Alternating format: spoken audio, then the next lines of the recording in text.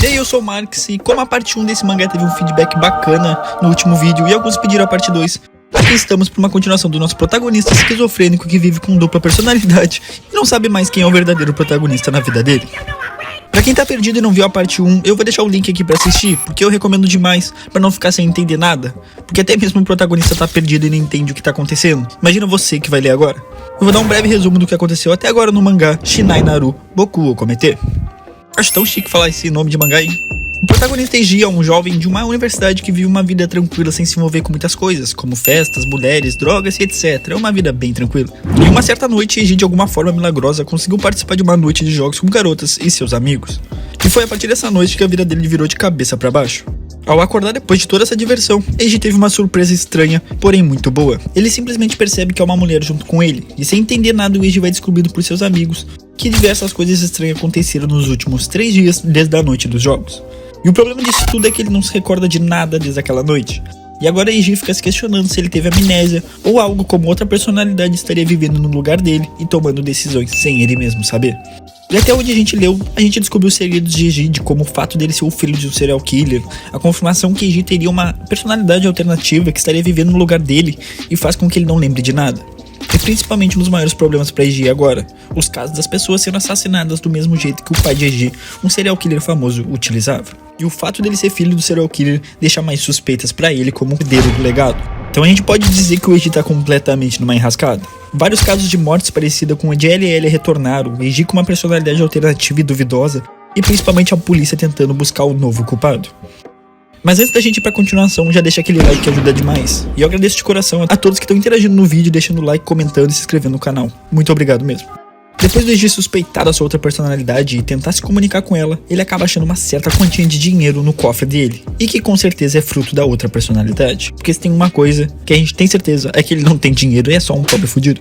E pra tentar achar o resultado disso, se tem algo ilegal no meio, né, porque provavelmente deve ter, já que é da outra personalidade B1 que esse dinheiro deve ter saído, ele decide perguntando pras pessoas próximas da vida dele se notaram algo diferente nos últimos dias. Todos dizem não notarem nada diferente. E isso faz o Eiji perceber que o quanto essa personalidade consegue disfarçar entre um e o outro no dia a dia, sem que ninguém perceba. Mano, isso deve ser bizarro de se conviver, porque imagina, a qualquer momento da tua semana, no teu dia, tu simplesmente tem outra pessoa vivendo no teu lugar, sem que tu lembre ou possa tomar decisão pra evitar isso. Tá maluco, eu ia enlouquecer e me colocar no cativeiro antes que alguma coisa aconteça de ruim. Falar em coisa ruim acontecendo, enquanto o Eiji tava de boa, policiais acabaram parando ele pra ter uma conversa. E obviamente que o Eiji ficou totalmente cagado, porque ele não sabe se eles querem saber de algo que ele fez, ou até mesmo um B1 tenha feito pra ser investigado. E durante esse interrogatório eles perguntaram ao Eiji o que ele tava fazendo tal dia, e ele disse que apenas ficou em casa como fosse uma noite qualquer. Mas tudo vai de água abaixo quando eles perguntam se ele reconhece tal mulher. E após dizer que não reconhece, os policiais questionam como não, pois há testemunhas que dizem ser sua namorada e que na verdade eles estariam em um encontro no tal dia. O moleque só se perdeu e tá fudido agora. E ao ficar em choque com isso, ele descobre que na verdade essa garota foi encontrada morta 4 dias atrás. E não foi acidente. E de acordo com a autópsia, ela teria sido morta da mesma forma de 15 anos atrás, na qual LL, o próprio pai de Eiji, torturava suas vítimas. E com tudo se encaixando a partir desse caso, na qual o Eiji foi visto com a jovem dias atrás, sendo o Eiji o filho do serial killer e o caso ter se repetido com as mesmas formas de tortura, com certeza o suspeito principal vai ser o próprio Eiji. E pra piorar, com o Eiji ainda tendo a chance de ter uma personalidade alternativa que estaria cometendo todos esses crimes sem ele mesmo saber e poder se defender. E realmente fica difícil não se duvidar do Eiji ou o B1 ser o culpado. Eu até fui procurar um pouco de como se resolve um caso desse na vida real, de acordo com a justiça brasileira, porque o caso de alguém cometer um crime e tiver amnésia ou não ter ciência do crime cometido, como ficaria? E o que pode acontecer é serem analisados o motivo da amnésia, ou caso seja alguma doença, o julgamento tem um cenário diferente, na qual ele seja tratado como uma pessoa com doenças mentais e ter uma pena reduzida fora do padrão, que seria apenas com um crime cometido por uma pessoa tendo consciência do ato. E realmente é muito bizarro tu ter uma vida na qual outra personalidade toma conta e tu não tem nem ideia. E obviamente que a polícia não foi atrás do Eiji apenas pelo motivo de ter se encontrado com a suposta garota, mas com certeza pelo fato dele ser o filho do serial killer LL. E tudo isso acaba se complicando pela falta de certeza do Eiji nos dias na qual B1 toma o controle do seu corpo e se realmente ele teria culpa nesse caso. E o que restou a Eiji foi apenas dizer que não havia nada envolvido com a garota e não sabia de nada. Mas com certeza a investigação não vai levar isso como uma resposta e vai focar completamente em Eiji como um dos principais suspeitos. E agora Eiji realmente tá numa situação complicadíssima com vários problemas o contornando. Quando a gente acha que nada pode piorar, o nosso protagonista consegue lá nos mostrar que dá sim pra tudo ficar pior. E ao ir no banheiro, Eiji encontrou um pano encharcado de sangue na sua jaqueta, dando mais uma dúvida na sua cabeça de quem é o verdadeiro culpado e se ele tem responsabilidades pelo crime cometido. E todos esses problemas na mente de Eiji e tudo mais vem causando e afetando a própria sanidade dele. Ele já não tá sabendo mais se tá vivendo de verdade a vida. E por falar em vida, uma parte dela, que foi a infância de Eiji, foi repleta de traumas e problemas, tendo que presenciar a morte da própria mãe que não aguentou conviver, sabendo que deu à luz ao filho de um serial killer, e tendo que suportar todas as ofensas e palavras ditas para apenas uma criança que não havia culpa de nada que foi feito pelo pai. Para Eiji, a vida dele sempre estaria fardada a ser filho do demônio, e nunca deixar esse fardo para trás. Mas com a Kyoka surgindo, tudo se tornou melhor na vida dele. Por mais que seja uma namorada que ele não faz ideia como conseguiu, ela trouxe um momento bom e uma fase decente na vida dele. Porém, decisões difíceis são necessárias por motivos maiores. E Eiji não pôde escapar dessa para proteger quem ele realmente ama. E ele preferiu terminar e se afastar da Kyoka para não causar problemas a ela e botar em risco a vida.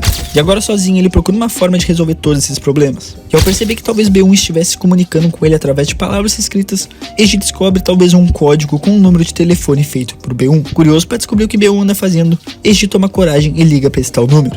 E acaba descobrindo algo surpreendente. Esse tal homem no telefone teria sido salvo pelo próprio B1. E ao decorrer da conversa, Eiji acaba aceitando um encontro com esse homem para ele agradecer por ter sido salvo por Eiji. Ou será B1?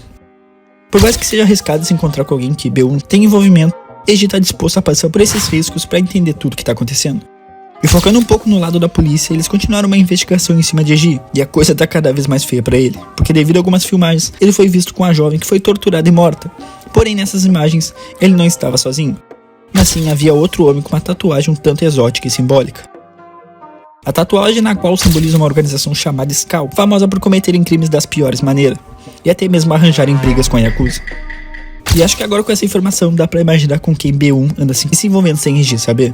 E com zero surpresas depois disso tudo, é óbvio que o tal homem que o Eiji marcou de se encontrar é o mesmo que aparece nas filmagens, e talvez Eiji realmente esteja se metendo em um covil de monstros. E agora envolvido com essa organização, o Eiji descobre que B1 participa dela e planeja entrar pra Skull. Então precisa manter sua calma pra não fazer nenhuma cagada, pra não acabar tendo seu destino num belo caixão de madeira. E ao chegar num clube, que é o ponto de encontro deles, que é um clube na qual o Skull se junta pra preparar um churrasco e comemorar, Eiji e os membros começam a comer, mas algo diferente tá acontecendo no clube. E duas pessoas estão sendo feitas de refém, sendo uma mulher e um homem. E com tudo indicando que eles estão sofrendo torturas durante horas. E a polícia segue investigando o caso de Eiji, mas agora com um rumo diferente, já que com o envolvimento da Skull eles descobrem a ligação da jovem que foi morta com a prostituição pela própria Skull. Enquanto isso no clube, Eiji tem que tomar uma decisão e se manter forte para não ser visto de forma errada pelos membros da Skull. Pelo fato dele ser o filho de LL, o líder da Skull decide dar a oportunidade dele torturar um dos reféns e mostrar tudo o que ele sabe, igual ao pai. E sem ter outra escolha, ele precisou se tornar dessa vez o verdadeiro B1 para que não houvesse risco de descobrirem sobre ele.